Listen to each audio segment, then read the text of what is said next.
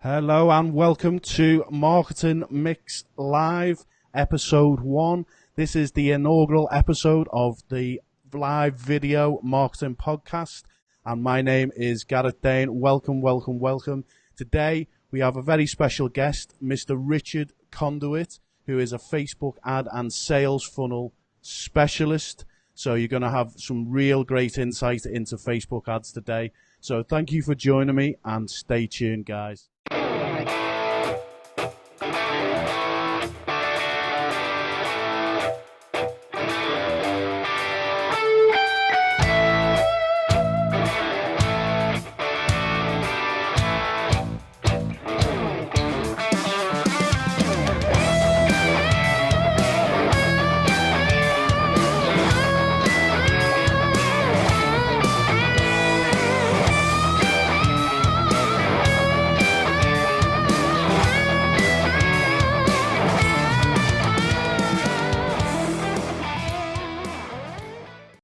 Welcome to the podcast. I really do appreciate you jumping on. If you are jumping on now, please do say hello in the comments and I'll bring your comments up on screen. One quick message before we get started. If you'd like to come and ask a question live on Facebook with me and Richard, you'd like to join the broadcast and ask your question, please add me on Skype. It's Gareth Dane, and I will bring you on via Skype to the broadcast, and you can ask your question live. So thank you very much for joining me, guys. Please do ask your questions in the comments as well, and we can get them answered by Richard as we progress through. So without further ado, I'd like to introduce Richard Conduit, who is, as I've said previously, a Facebook ad and sales funnel specialist.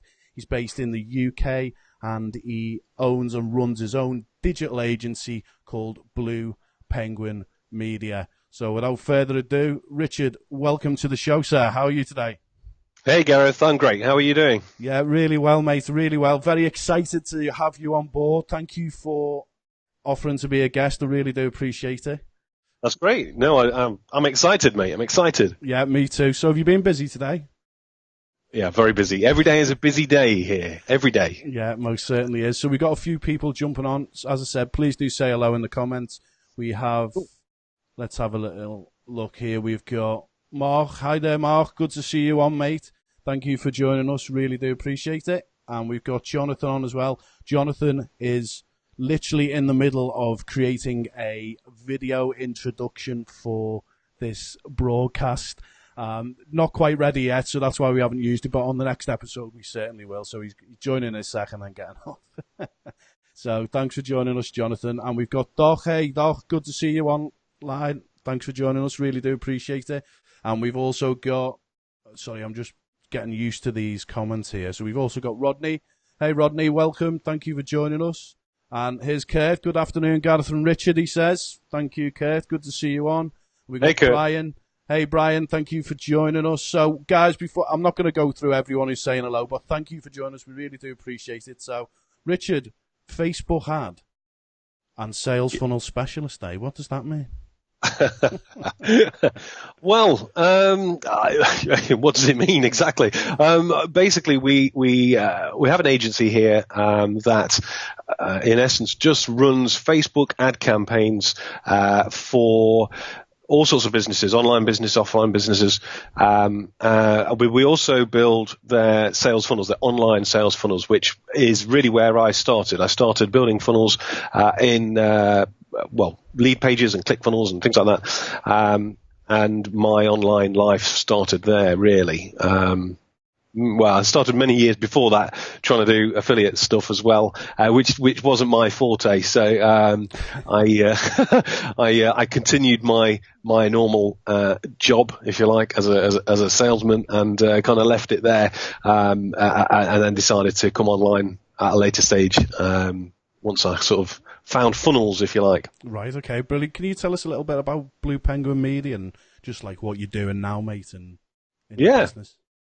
We have a few different legs of the company. The first is the ad agency, which you know all about, Gareth. We run very specific Facebook ad campaigns for all manner of different clients all over the world, from Tokyo to Los Angeles, and everywhere in between, everywhere, from all sorts of weird and wonderful things: furniture shops, gyms, restaurants, chiropractors, all sorts of different things, and online coaches as well. Yeah, brilliant. So yeah, all manner of different things. We try and do everything in-house if we can. So we also build out their full sales process, the sales funnels. The reason that we like to do it all in-house is because it's much easier to have full control of everything, make changes as and when you need. Sure. You know, which only helps the client. We used to take on any business, but when we first started that we could. And you inherently get problems with other people's work and things like that. So we decided that since we have campaign managers that run the campaigns for us now, we have client managers that look after the clients. The two work together. We found that we were able to make changes when we're testing, because everything is about testing. I'm sure we'll go into that later on. Yes, definitely. We found that those testing changes could be made instantly, much easier, and the only person that benefits, like I say, is the client. So we obviously, all the clients get weekly roundups of what's been happening over the previous week with all the stats and everything, and then we talk to them about what we're going to be doing the following week as well. So we also have a leg of the company that concentrates on coding. We have some fantastic coders that work for us, and we've got some very interesting things that are going to be coming out to do with ClickFunnels. Some fantastic widgets and things that people didn't realize you could do with ClickFunnels. So that's going to be fantastic. I'm sure a lot of people are going to be very interested in those. They should be coming out later this month. And then we have basically anything to do with Facebook and funnels, we cater for. So it's growing all the time. We just want more clients, more and more.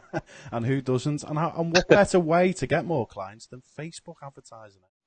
Indeed. So Indeed. I'm assuming as a business you guys use it yourself to bring more clients in. We do indeed. Yeah, we have several different funnels, different lead magnets.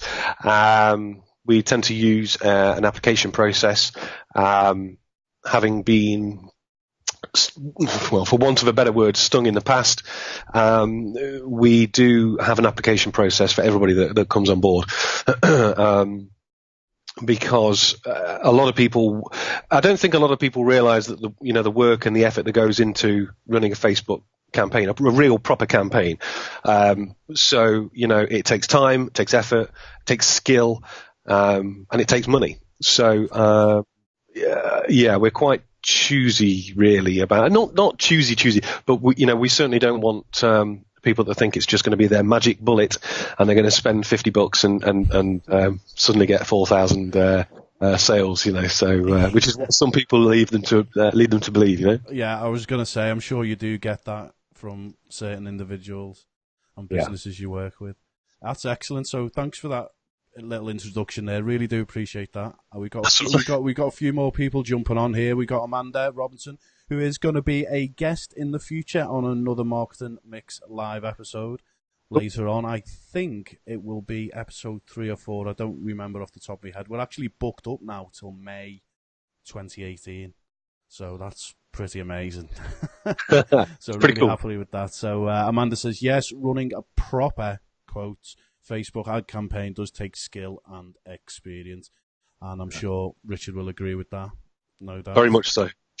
Very much so. Yeah. Excellent. It's probably the reason why most people, when they first come to us, say, "I've tried Facebook, doesn't work, won't work in my industry." Most people say that. Yeah. Well, we'll get to that question. That's one of the questions. So we'll get to that shortly. So in fact, when I say shortly, it is the next question. So okay. One of the biggest objections, as we've just highlighted there, is to Facebook advertising. And I mean, guys, I've got a ton of questions here to ask Richard. Feel free to dive on and ask your own questions in the comments, and we'll do our best and we'll endeavour to get them answered. And also, if you want to join us live on the broadcast and ask a question, add me on Skype, Gareth Dane, all lowercase. I'll bring you into the call and we can get that answered live on the broadcast. So one of the biggest objections that we come across with Facebook advertising, one that I hear a lot most definitely, is that people say it doesn't work. Companies say it doesn't work. Obviously, that's not the case. We know different. It does work. So why do you think people have that perception that it doesn't work? And what can we do to educate these people on why it does work and show them, you know, the ways in which it does work? Because it is a huge objection, as you've already said. It's definitely the biggest that we get anyway. I think that the main reason is the fact that most people have tried it themselves first, and they're led to believe that, however they're led, whether it's, you know, they've watched some videos or they've, don't get me wrong, there's a lot of great content out there already, you know, paid or free. However, some of it does lead people to believe that, you know, you build an ad, you run the ad, you put some money in, $5 a day, and there you go. There's your results. And they try this, and then of course it doesn't work. It's never going to work like that. In fact, it's even more dangerous if it does work to some extent the first time, because even an ad that they suddenly, you know, fall over that works in some small way, at some point it's going to run out of steam. So when that happens, they see it's stopping working, so they try another one, and obviously, you know, it's never going to work like that. You can't run an ad campaign like that. And so because they don't know what they're doing, and to be perfectly frank, they shouldn't be doing that. Most of the people that we deal with are businessmen or they have, you know, and they're in an industry that they love and they are working in. And so that's what they should be doing. This is a full-time sort of job that really they shouldn't be, you know, worrying about. They don't run their own, you know, books. They hire an accountant. Sure. You know, and they should look at their marketing department in the same, you know, way. It doesn't really matter what job they're in or what business they own or whatever. They can all do with some sort of, you know, social media standing. And paid ads is definitely the best way to market, the best way to actually get to the person that you're trying to get to, and arguably in the cheapest way as well, depending on how you do it. But yeah, usually because they've tried it themselves, and of course they don't know what they're doing. So it usually falls flat on its face, and they say, "Oh, I wasted $500 and didn't get anything." Well, you won't do. Yeah, I've heard that before. So in terms of actually educating the client, say for example, you've got a client who's come on board who's been with you a few weeks, few months, and they spent a bit of money already, but then they sort of have this objection partway through and they're like, oh, this isn't working. I mean, what is it you can say to them to sort of waylay their fears on that? Well, to be honest with you, after a bit of experience, anybody that's just started an agency, or because it's a big thing at the moment, you know, Facebook agencies are a big thing. Lots of people are doing it, and I think anybody that's been doing it for any amount of time will attest to this. You have to, and again, I was a salesman for 20 years, so this is a natural sort of thing for me, and I'm sure a lot of other people. But I would preempt that. So before I take them on as a client, I will preempt the fact that this is not a quick fix, and it depends upon the actual product that they're selling or the service that they're offering. You know, we have clients where their end product or even their initial product is very expensive, and their clients that they want to get, their customers they want to get on board, they have to be touched several times by different ads and videos and free content and stuff, and it's a long sales process. So dependent on the business, we manage those expectations at the beginning before we bring them on board, before they sign a contract with us, so that they understand this is not a quick fix. There are industries, don't get me wrong, we do gyms and things like that, where we know we're going to get them, you know, we bought somebody on 3 weeks ago, and he's had 86 confirmed leads in, I think, 21 days or something, or 20 days. We knew that was going to happen. We didn't know he was going to get that many or exactly, but we knew we were going to get him some. So we can manage their expectations, and you have to do that because otherwise they come back at you 3 weeks later saying this isn't working. When in actual fact it really is. It's just a sometimes it takes longer, and sometimes you have to dial in. Sometimes they tell us the first thing we always do is ask who their ideal client is. Who is it that you're actually trying to reach? And that helps us obviously with targeting and writing copy and everything else. And sometimes they get it wrong. And they think the people that they're actually trying to reach just are the wrong people. So we have to go back to the drawing board and start again. So it's never perfect, mate. You know that. Yeah, most definitely. So that makes a lot of sense. So time and dialing in, to sort of get that data that you can then obviously increase your Facebook ad sort of ROI. Yeah. Okay, good stuff. So we've got a few comments here from people, and Amanda says finding the right client fit is critical for both parties. I would say that's a statement you can make in pretty much any industry, isn't it? Really, but it's definitely true. It's definitely true. It's definitely true. In fact, you know this yourself already. I've said this to you before. We do not take everybody on, and it sounds like she knows exactly what she's talking about because you can't. We did at the beginning, but because we were a new company, we wanted all the business we could, and more often than not, almost every time, it bit us in the ass, and through these nightmare clients, should we call them?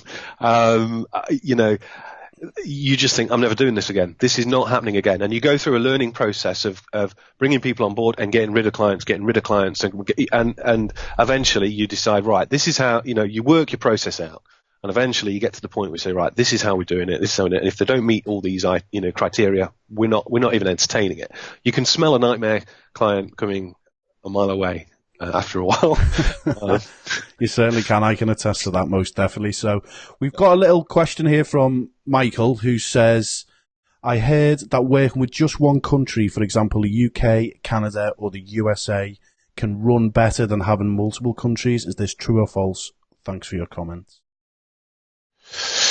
I think that it can. Yeah, I think that can be true.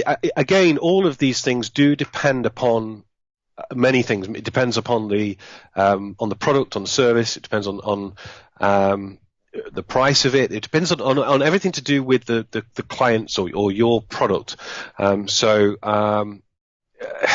There's no one shoe fits all. So it is all about testing. We do have campaigns where we run for the same product, but we run separate campaigns for different for different countries for that very reason. But we also have campaigns where we run exactly the same ads across the whole world or across the big four or something, and they work quite well. Okay.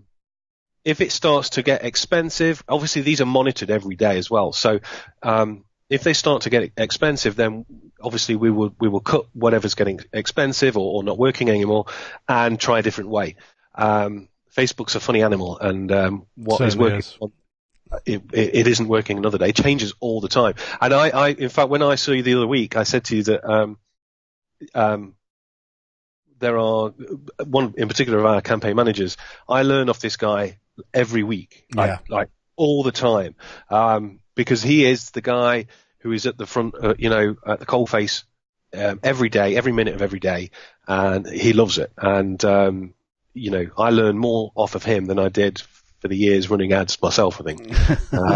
So yeah, it's great. Well, that's good. That's a testament to his skills and ability, then, isn't it? That's really, that's really cool. I'm sure he'll appreciate that. So we've got a few comments from the guys watching. Amanda makes a little comment there with regards to the clients and the nightmare clients we mentioned earlier. She says, lol, those more challenging clients who challenge you to learn your process. Yeah, most definitely, Amanda. And we've got a question from Vipin who says, how do you know that client is a potential client? How do you know that you want to work? And what are the factors that play into that? Well, okay. Difficult one. It is difficult. Yeah. Again, it depends on the industry that they're in, but they have to have reasonable expectations. They have to have a budget that they're able to work with, and they have to be. We try and have as many conversations with them as possible.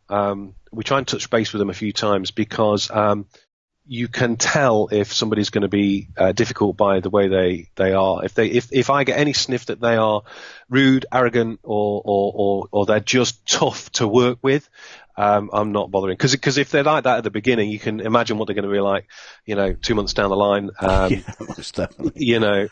We even get people where they've applied for us and then they constantly message us. Bump, you're gone.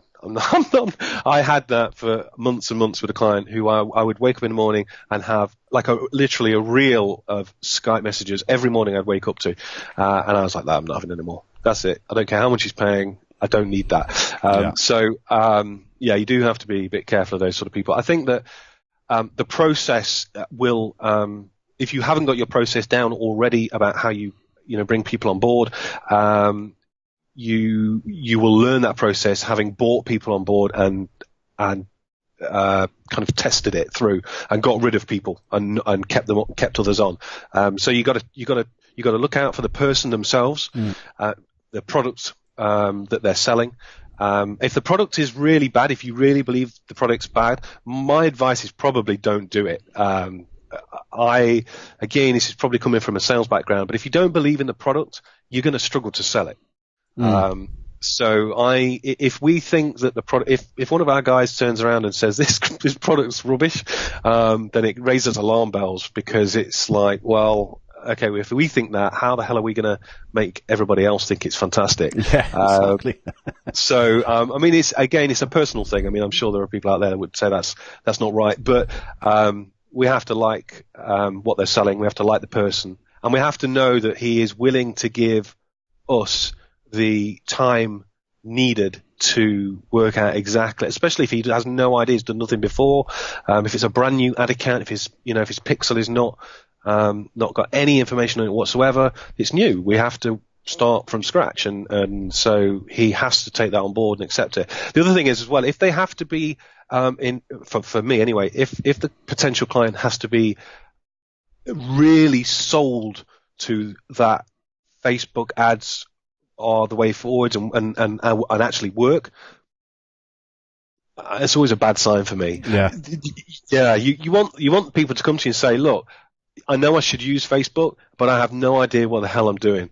I need someone to do it for me. They're the ones that you want, because, and they don't have to start off with a large budget. They can start off small, but certainly the first couple of $100 that they're spending is really in fact, somebody, a very well-known guy said this the other night, actually, on a live that he was doing. The first couple of $100 that you're spending on your ads is just for data. Don't expect, sales. I mean, if you get sales, great, but it is just for data, and help you to aim better for the rest of the campaign. So yeah. Okay, brilliant. Yeah. Right. Well, we've gone there. I knocked onto the wrong camera. I do apologise. Still getting used to this eCam live stuff, so please bear with us.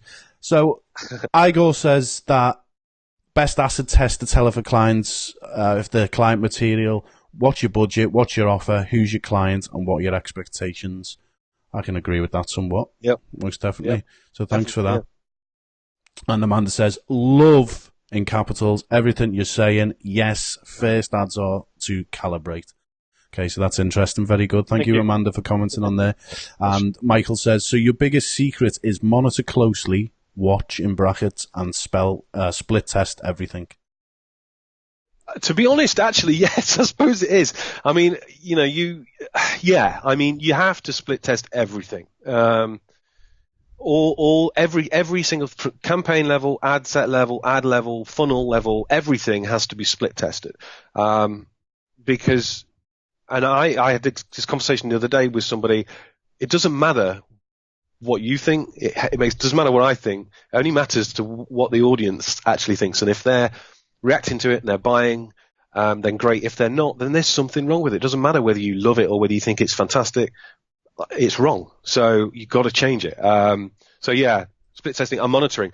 I don't do it as much as I used to. Still do run some, but our guys are literally, it's like stockbrokers. They've got screens. I mean, they are constantly watching all the time. I mean, they have a number of accounts that they run, but yeah, they monitor all the time, and you have to do that. Yeah. Okay, brilliant. So we've got Vipin again. I hope I'm pronouncing your name correctly. This says, thank you so much for that answer. There are clients who talk long and long after a proposal about pricing and they stop replying. So is there any tasks that we can do or any questions we can ask them that we can gauge that they are a potential client and a serious buyer over time? Does that make sense, that question to you? I've sort of paraphrased it and translated it a little bit. Is he ruining your question, Vipin? Quite possibly. Okay, so I think that we went from just asking for people to kind of apply with their details, name and email and phone number and whatever else, to actually getting them to fill out fill out an application form, and asking them things like, what budget do they have, are you serious, about making, a difference with Facebook ads, just qualifying questions so that they qualify it to themselves before, I get to talk to them, because they do need to have a little bit of cash there. They don't need to have massive amounts of cash, but they do need cash. And anybody that is constantly talking about price is they're probably going to do that all the time, and then they're going to probably moan that it's too expensive, or you're not getting enough leads back. There's nothing more infuriating than getting people a load of leads and they don't nurture them leads. They don't look after them. They don't love. Again, it must be a sales thing coming on, but we've had clients where we've given them a ton of leads and they don't ring them on time. They don't nurture them. They don't look after them. They don't see that lead as something that has taken a lot of effort and a lot of money sometimes to get. And they're just getting them and they just ruin it. So you don't want people like that, because what happens is, if you can get somebody 1,000 leads a week or 1,000,000 leads a week, it doesn't matter. And if they're not doing anything with those leads, if they're not converting them, you are literally an expense, nothing more. It doesn't matter whether you're getting them 100,000 leads a week, you are just an expense.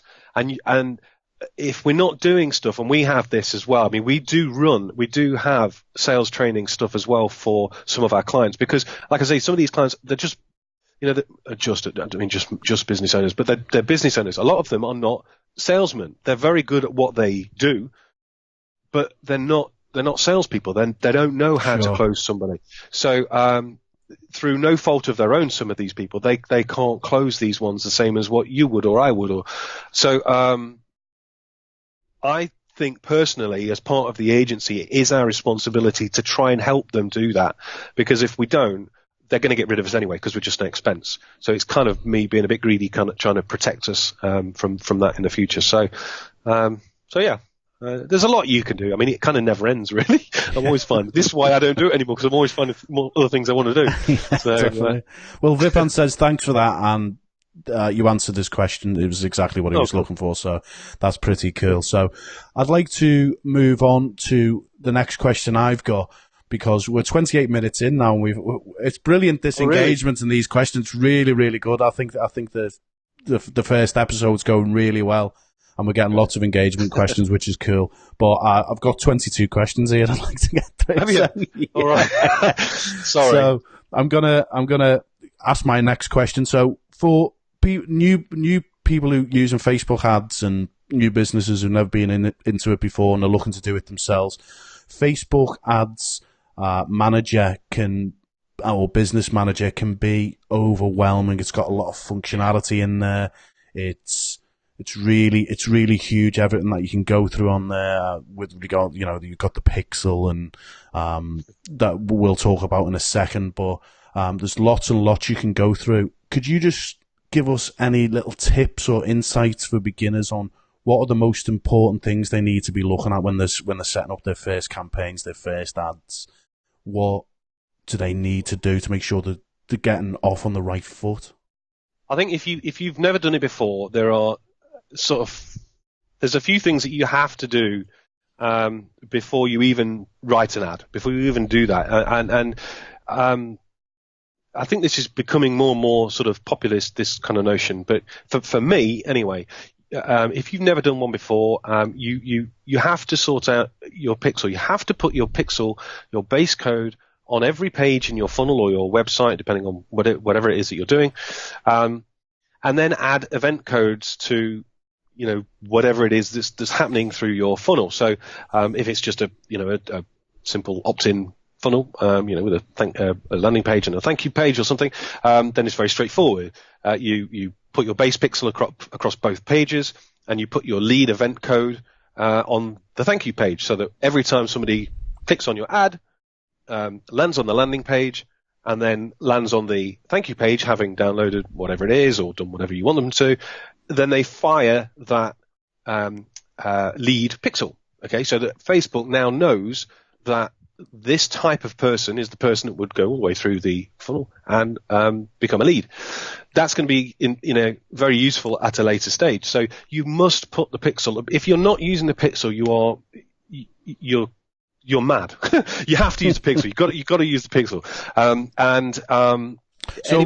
Well, Richard, before we delve deeply into that, I'll just ask the sort of next question as part of this, because it does relate to the pixel. So with respect to the pixel and running ads in general, I know from the trading event, Total Funnel Formula Live, that I attended, where you spoke, you did mention with respect to things like modifying the advert once it was live, how it can affect outcomes and results. I'll let you finish your train of thought from that question if I haven't thrown you off too much, but if we can discuss a little bit about that as well, and perhaps just show people on screen a few little bits to do with the pixel, that would be absolutely awesome. I hope you guys would appreciate that. Yeah, I think I've got some stuff here. Okay, so let's have a look. Okay, so actually, let me just move this over here. I think I can do that. Yeah, so if you just share your screen in Skype, that should show up straight away in the video, hopefully. Well, we're getting a bit, what's the word? Share screen, there we go. Technical. That's it, a bit technical here. Can you see that? Yeah, we should be able to see it. I can certainly see it at my end. Can you guys see that share screen? Do let us know in the comments. And guys, I have seen that the comments are coming through and there's questions there, so I will go back to those, so don't worry. Let's see whether or not I can. Is that better? Basically what I was saying before, can you still see me, or can I sort of sit back and relax now? No, we can't see you, but you can certainly sit back and relax. That's absolutely fine. No, I think the thing is with the Facebook pixel is that the pixel basically, and I don't mean to teach people how to suck eggs here or anything, but the Facebook pixel is so important because it tracks everybody that goes into or onto your pages, into your website, and it's what makes Facebook learn about the behavior and the type of person that is interested in your pages. So, and there are two things here, and everybody asks about conversions and all this sort of stuff. Okay, so let me just have can we just go to this one? Hold on a second. So these are the four things. You've got to sort out your Facebook pixel, set it all up. Then you've got to sort out custom audiences and set up your custom audiences. Then you've got to set out your custom conversions, and then you've got to upload any email lists or customer lists that your client or you may have, and then from that customer list you need to make a lookalike audience. Okay, so the first thing that must happen is that you need to get the pixel code and put it on your website. So if you go into Ads Manager and click in the three bars at the top here, this will all open out. And if this bit doesn't open out straight away, just click the All Tools at the bottom here. And if you go into Assets column here, you'll see pixels. And when you click on that, it'll bring you through to the next page. And as it's a new ad account, you won't have a pixel. So every ad account has one pixel, and you put that pixel on everything. Okay, and that's the reason that you use custom conversions at a later stage, because you need to tell Facebook what that event actually is, because it's just collecting all the data all at once. Okay, so you press the green button there to create the pixel, and then name it. And then what you want to do, there's a few different options here. You can, as it says here, you can use an integration or tag manager or sort of an outside a piece of software that helps you do it with whatever you're using. You can do it manually, or you can email the instructions to a developer, which you definitely don't want to do. So we want to do it manually. So you click the middle one, and you are sort of given this screen here, okay? And you want to scroll down to the number 2, copy the entire pixel code. And it tells you what to do. I mean, it's pretty straightforward, really. It's a lot easier than it used to be. This is a new pixel. Basically what you need to do is hover over here. You can see that it says copy the code to the clipboard. So you just click on that and it copies the entire code. Okay. Now, I don't know about your listeners and watchers, but I use ClickFunnels majority of the time. And it's much easier to put it into ClickFunnels than some other things. And so what happens is here in ClickFunnels, you go into the actual settings for the funnel itself. You can see here, this is just a 2-step funnel, and you go into the header tracking code and just paste it into there. And in ClickFunnels, it puts it funnel wide, if you like, website wide. So it goes into the header of all the pages. And that's all you need to do. You just need to scroll to the bottom, click save, and it is in. Okay. So once you've done that, then you want to go back to your Facebook pixel box and click continue at the bottom. And then you're brought into the second section here. And these are the events. These are standard event codes that Facebook has, okay? And there are 2 ways that you can track conversions in Facebook. One is with standard events, which are these, and the other is with custom conversions. So this is where a lot of confusion comes with people. But for this section, we're going to, I think I've got on here, generate lead. Yep. So we click the generate lead button, and again, just copy the code. Now, all you have to do is dead straightforward, is you go into the thank you page. Okay. That's got the wrong one on for some reason. Why has that gone back to there? That's bizarre. I don't know why I had that one there. Sorry about that. And you go into, I don't know, that was bizarre. You go into the thank you page and into the footer. Okay. And then you literally just copy it into, paste it into there. And you can see here it's in between the script tags. It's just tracking code and it's got the name lead. Okay. And that is it. So what happens is every time somebody lands on that page, they will fire off that lead code, and Facebook knows that person is now a lead, and that will help you at a later stage when you want to optimize for leads. So that will save you money and stuff in the future. Okay. So there you go. That's brilliant. That makes excellent stuff. So in terms of, we've spoke about previously about peppering the Facebook pixel, and during that training, that was really, really interesting when you spoke about that. So could you just embellish that a bit more for us and let us know what you mean by that and why it's important? Well, yeah, I mean, there's a lot of stuff. Do you want me to come back off this page? You certainly can, yeah. Just to let people know as well, I'll go into that systems pixel in a second. Just to let you know, once you've done this bit, there's something at the bottom here which never used to be there. This is quite a new thing, and it's a Chrome extension. It's called the Facebook Pixel Helper. So you can either go into Chrome and just download the extension, or you can actually get it from here now.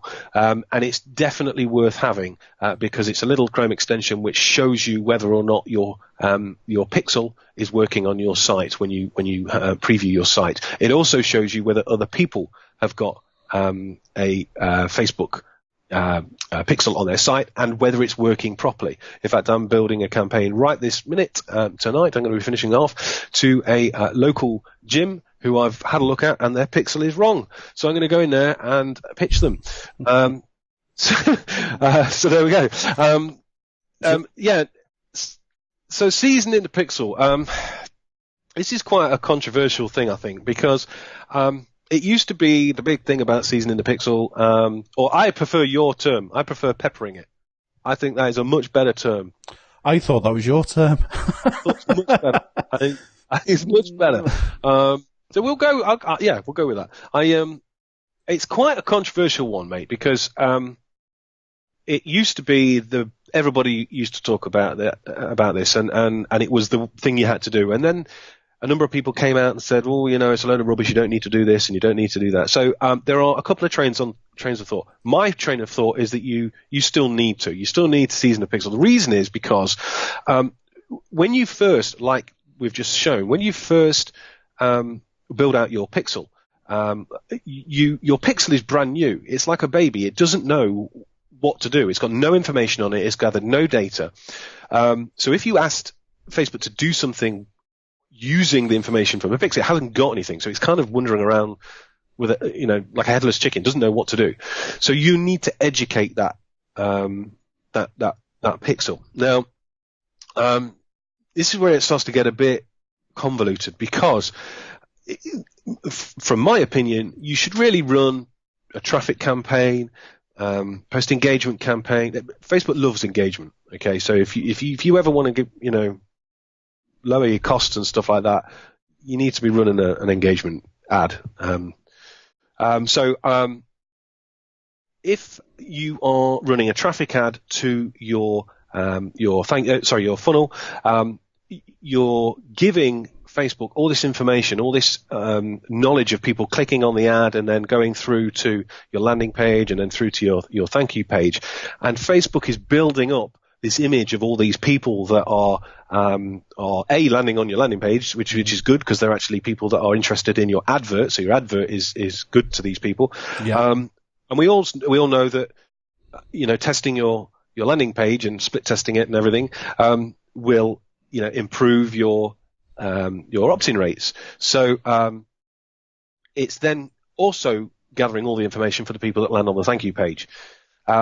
So before you switch over to a conversion campaign, which you can do, really, in my opinion, you should get as much data as possible for the pixel, so that when you do that, it will just go off on its own and find who it needs to find in order to get you leads and go straight to leads. Okay, so without having to worry about where they are or any information from you, the more information you've given it, the better. Now, to throw that on its head, Facebook is changing all the time, and we have, and it's going to ruin it a little bit from what I've just said for everybody. Sure. This is the thing about Facebook. Okay, very recently, in the last few weeks, we have ran a couple of campaigns where we'd seen some changes in Facebook. Facebook has been a nightmare. And just to let everybody know, if you're just starting out with Facebook, it is glitchy as hell. If you're finding something's just not working right, it probably isn't you. It's probably Facebook, because it is a bit of a nightmare. Yeah, most definitely. We've had a few people here today on the comments during the broadcast saying that there's a few technical difficulties. It's being a bit glitchy. They're losing the broadcast. But I'm watching the stream on Facebook as we're broadcasting, and I can see it in Ecamm Live, and it's absolutely fine. And Igor has also said that it's fine. So that's a testament to Facebook being glitchy. It's true. It is very glitchy. And we've had weekends. They've been doing some massive updates. Facebook do updates quite regularly. And it's quite possible you can go into it and there's different buttons and things in there, quite regularly. And we've been running recently a couple of campaigns to test, where we just went straight into a conversion campaign, no information beforehand, and it seemed to work quite well. They still are working quite well. We don't know why that is, but they seem to. However, having said that, with everything else, we still run traffic with a post engagement, and we normally share the ad ID and do that, do that sort of thing, which is becoming more and more popular. Okay, brilliant. Thank you very much for expanding on that, because it is very interesting. And it's something a lot of people, I don't think, will know about seeding that pixel, about giving it information so it can work better in the future. So I found that interesting, certainly when you did the training. It was something I took away. So we've got to question 5, and we're 45 minutes in. Sorry, mate. No, it's okay. No, it's not your fault at all. But we do have a lot of questions anyway, so it's absolutely fine. But guys, if you've got any more questions you'd like to ask Richard, please do throw them in the comments. I'm just going to go through a couple of the comments, if that's okay, Richard. And we've got Amanda saying, so true, I've switched over to mobile and it's smooth sailing here. So, that's good to know. So it's certainly not the broadcast, thank the Lord above. I'm not religious, by the way.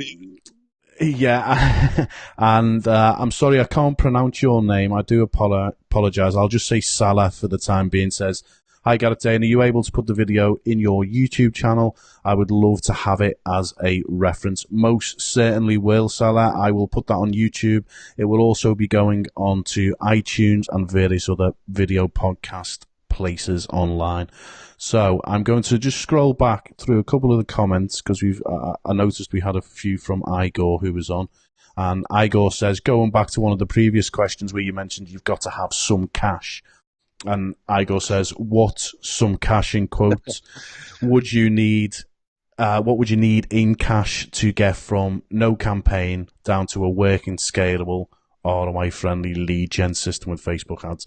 Now, that's a pretty open-ended question. It probably depends on a lot of different factors, but I'll let you answer that, Richard. You're right. It is very open-ended. If you are just going in for an opt-in, and it depends on I tell you what it does depend on is the actual industry. So you will pay more for even just basic opt-ins if you're in the leisure industry, fitness industry. And obviously make money online industry is quite expensive as well. And so you can go all the way down. We have campaigns running at the moment for about anything from 9 pence per click. And they are converting on the landing page at about 34%. So, that's just for an opt-in for just for a downloadable product, and then they move on into the funnel, right the way through to two coaches that are both working on the same principle of having so long as they get a scheduled call by a new client and an application filled out for less than $100 US dollars, they are happy. That's the KPI we're working towards, $100, and that is, and that they can be, $3 to $4 per click. So it varies tremendously on the actual, on the actual, what's the word, industry. So it is difficult. My advice, if you want to do it cheaply, if you have a video, then I would run a video view, build an audience using video views, and then run an advert to that audience. That's a very cheap way of building an audience. And then obviously you can build a lookalike audience from that as well. Okay, brilliant. That's interesting stuff, because that brings us nicely on to the next question from Michael. And he says that he's baffled by lookalike audiences. Is quite confused by them, but specifically, can you explain what they are and how to use them? But how do you go about choosing the right type? For example, you mentioned video views there. How do you know to choose from 3-second views, 10-second views, 75% watched? Can you just give them a little bit of advice on that? Yeah, if it's a video views one, again, this is a personal thing for me, but I'm trying to get engagement. Only show my next ad. So the video views is there to build an audience of people that I know are engaged and are interested in what I'm showing them. So I would only run an ad, and there's a caveat to this. I'd only run an ad afterwards to that group of people that watched the video, if they had watched over 95% of the video, okay, or maybe 75% of the video. And it depends upon how long the video is. If the video is like a minute or 30 seconds to a minute long, they need to have watched 95% of that video, because then they're engaged, okay? Yeah, that makes a lot of sense. Yeah, definitely. If it's 2 minutes long, then, okay, 50%, 50 to 75%, you're probably okay with. Because if they sat there for a minute and watched it, then they're pretty engaged. Yeah, definitely. That makes a lot of sense.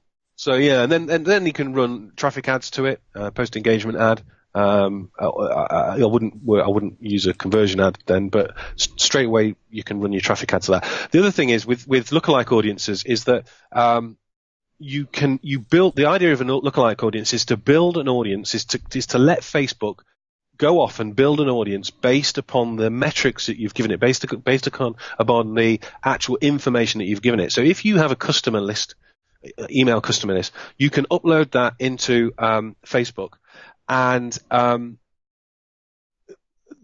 the first thing that happens is that you have now uploaded a customer list into Facebook. So you can now run ads to those people specifically, and nobody else. So it can be a very personal ad that you can write to those people. You can also then make a lookalike list from a lookalike audience, from that list. And everybody wonders what the percentage slide is when you're building a lookalike list. You should always really start off with 1%, I think, 1%, because the further that you move that percentage slide away, the less targeted those people are in that lookalike, the less similar the lookalike audience is to that core group of people that you've got. So if you've got 1,000 people that are in your email list that are customers, and you want to build a lookalike audience, basically what you're doing is you're telling Facebook to say, right, I want you to go out and find people all over the world or all over America, wherever, who are just like these people, so that I can show my ads to them, because I think if they're like these people, then they're probably a good fit for my product. If you set it to 1%, then Facebook narrows down the search and looks for the people who are the most similar with this group. If you then move it up to 5%, then they're not as similar as this group, and further you go. I can't remember what it is now. I think it's 10%. Is it the worst? I'm not sure. But so yeah, you want it tight. Certainly to start with. Only if you're going to scale at another time should you go past that. I think anyway. I mean, you can go to 2%, 3% maybe, but definitely start with 1%, because they will be the most likely to be similar to those people. That's brilliant. So that's a really, really powerful feature, isn't it? Facebook advertising, lookalike audiences. So you've got this warm audience that you've nurtured and built previously. They're very engaged. Could be buyers. Could be people who are really engaged with your content, and then you create a lookalike audience for similar people within a 1 to 10% range, and that really can help boost your overall growth and audience. That's an amazing feature. There's no other platform that I know of that's got something like that. Facebook is smashing it in that regard, aren't they? They are, and they're bringing more and more things in more and more sort of options for you to use. You can even do it with external things now, with people that have been shopping in certain places and stuff like that. It's pretty crazy what they're doing now. So yeah. So that's actually one thing I want to ask, which isn't on the questions. That's just popped into my head. Now, I know I know the UK accounts have different functionality or targeting options compared to the US accounts. Yeah. Now, everywhere does, mate. In every different country, because I know in the US you can target people who've used certain credit card types or have bought certain products and things like that. So, what would you recommend when you're creating your ad account? Would you recommend creating a US account, or how does it work? Obviously, it's based on where your customers are, but yeah, I was going to say. I mean, you when you create your ad account, you get the option. I believe you get the option still to choose the currency and the time. However, I don't think that will give you access to the American sort of ad account, if you like, what the Americans get access to. Okay. I don't think it does still. We've had to in the past physically open an account in America with an American IP and physically get access to that if we wanted to use it. You are right. It is a real shame. The thing is, things are opened in Facebook. The more money that you spend, okay, the more money that you spend gives you more access to more things. Facebook does reward you for spending more money. So, okay, that's interesting. I did not know that. Yeah, I mean, it does cost.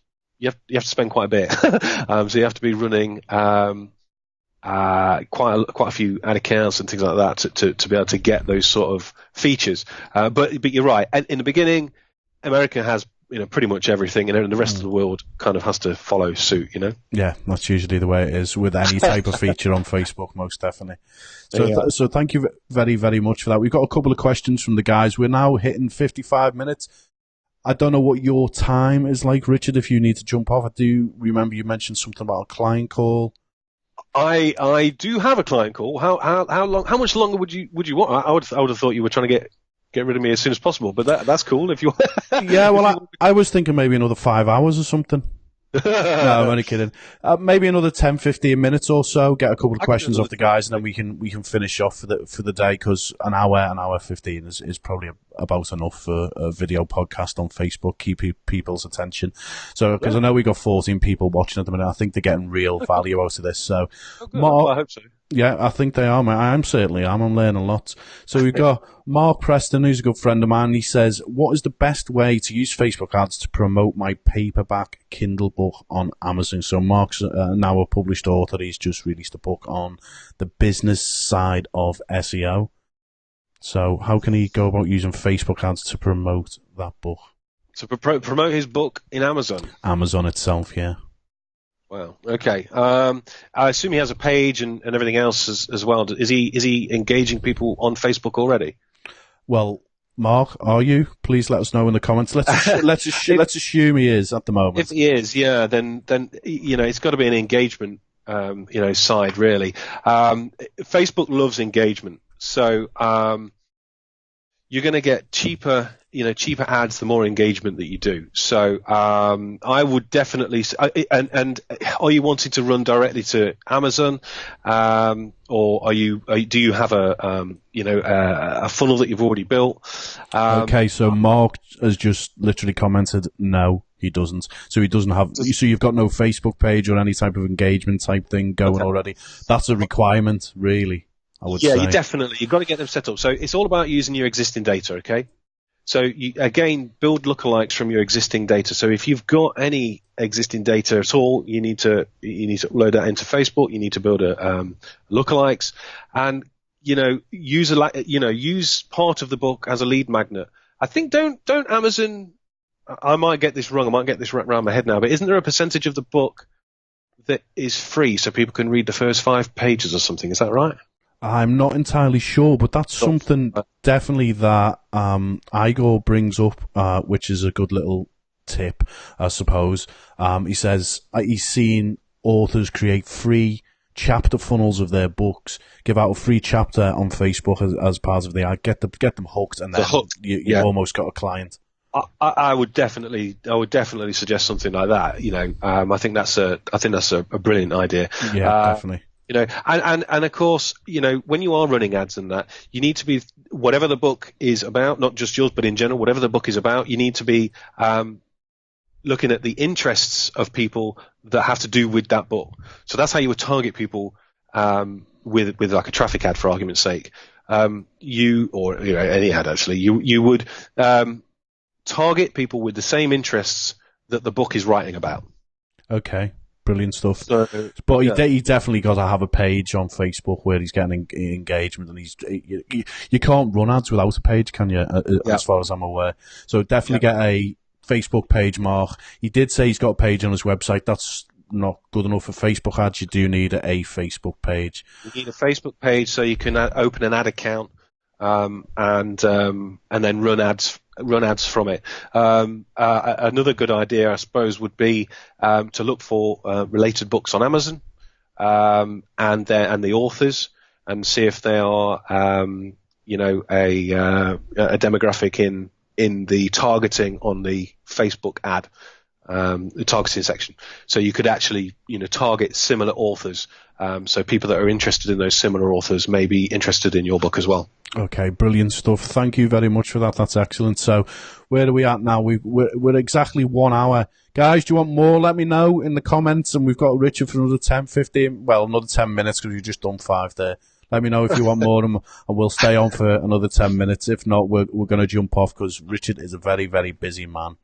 That's all right. It's fine, mate. I'm just a bit concerned that you're going to tell me off afterwards for ruining all the questions with me talking over too much. Sorry. No, not most definitely not. It's been brilliant.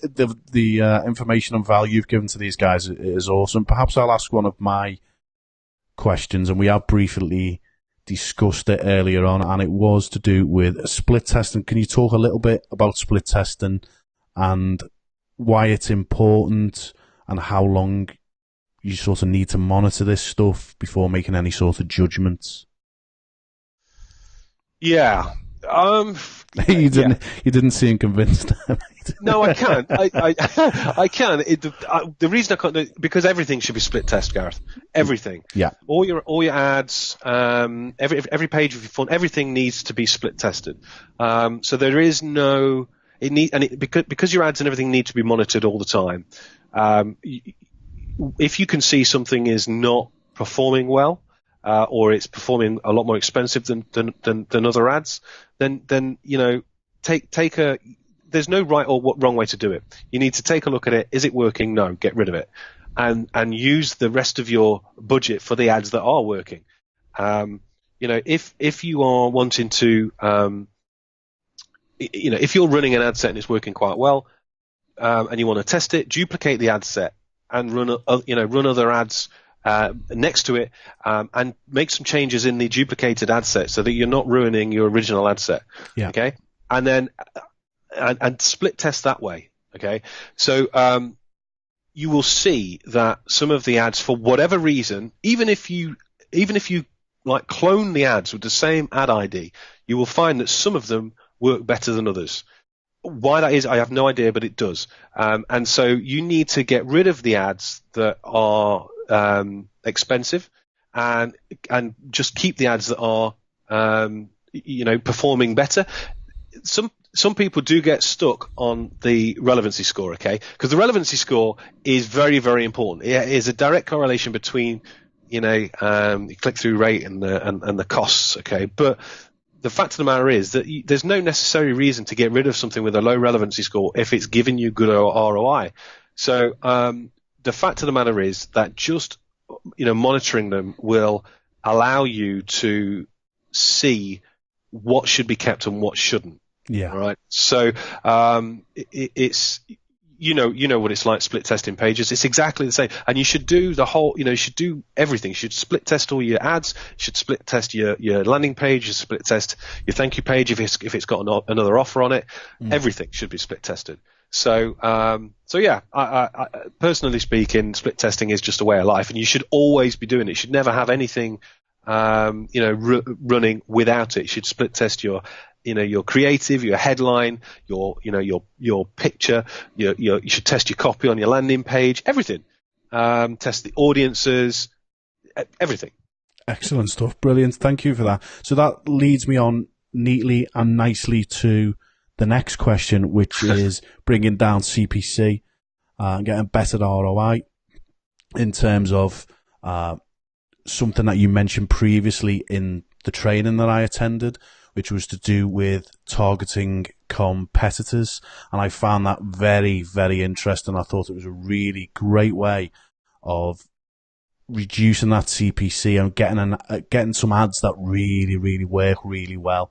And I thought it was pretty cool. So if possible, can we just discuss, we'll make this the last question, if we can just discuss a bit about that, how that works. Perhaps share the screen, because I know you've got slides if you found them. If you haven't, don't worry. But what was that? Well, for the 4 different ways of split testing 4 different. So you mentioned targeting your competitors and then running ads based on their pages and their audience, and then reducing it down bit by bit to the best ads that work the best for which specific audience. I found that really interesting. I thought it was really good. Yeah, I mean, it's essentially it's just a split testing sort of scenario again. Let me just share this screen. This will be stuff that people do as well. I mean, this is something that is pretty straightforward. You're getting little notifications here. Sorry about that. Can you see that? Yes, I can see it. Yeah, can you guys see that? Hopefully you can. I think you should be able to. Yeah, so it's pretty straightforward, really. this is just an idea, give you an idea of, what it is. So if these are your, big competitors, if you know that your target audience, you need to know who your target audience is. Everything comes back to the beginning, which is that you or your client needs to know the target audience you're going after. Okay?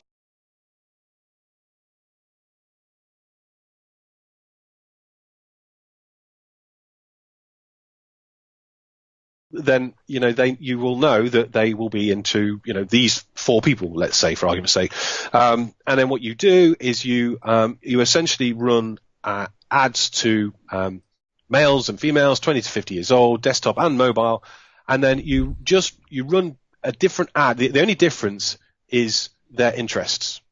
Okay, and you see how that goes. Okay, and let's say for argument's sake that they have these costs associated to them. Okay, once you've run the ads. Okay, so you can see here that there's a clear winner. These obviously are fictitious, numbers, but you can see that there would be a clear winner. Okay, so you would scrap these 3 and go with Ryan Dice. You would then split the ads with the interest of Ryan Dice through like this. So you would look at people, males, 20 to 30 on desktop, 30 to 40 desktop, 40 to 50 desktop, and then the same with the females, and then same again with mobiles for male and female, okay? And again, you run the ads and you see, how well these perform. Some of them, it's the same ad, but some of them will perform better than others. And again, you get the results back and you'll see that some of them are doing really well and some of them are shocking, okay? So what we do then, obviously the first thing you do is get rid of the ones that aren't doing very well. And then you keep the ones that are doing well. So in effect, you've gone down from a cost of $5.22 to $1.15. Just fabulous. That when I first seen that, I thought that's brilliant.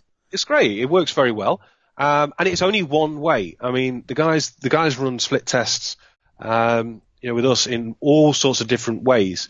This is just like one of the ways that you can run a split test, but they all do the same sort of thing. And the fact of the matter is that it's all about getting the price down and getting the most bang for your buck, most ROI.